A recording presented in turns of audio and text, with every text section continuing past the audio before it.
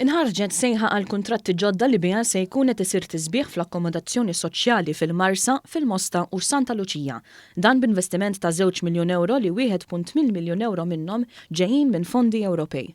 Minn dan it-tisbiħ se jgawdu 360 familja.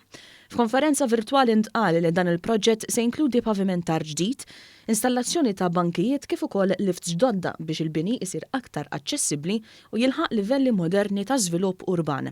Kien hawnhekk fejn il-Ministru għall-Akkomodazzjoni Soċjali Roderick Gales qal li apparti li se titjib l-aċċessibilità se tisbih iż-żona tal-madwar permezz ta' aktar siġar u arbuxelli f'żoni residenzjali.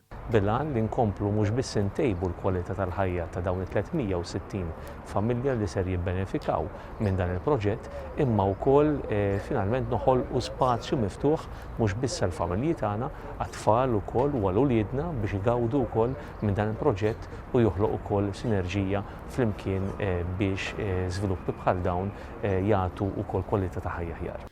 Is-Segretarju Parlamentari għal Fondi Ewropej Stefan Zrinzot-Suppardis qal li dan il-proġett huwa parti minn proġett ta' akkomodazzjoni soċjali ħafna kbar illi sewa madwar 10 miljun euro minn fondi Ewropej.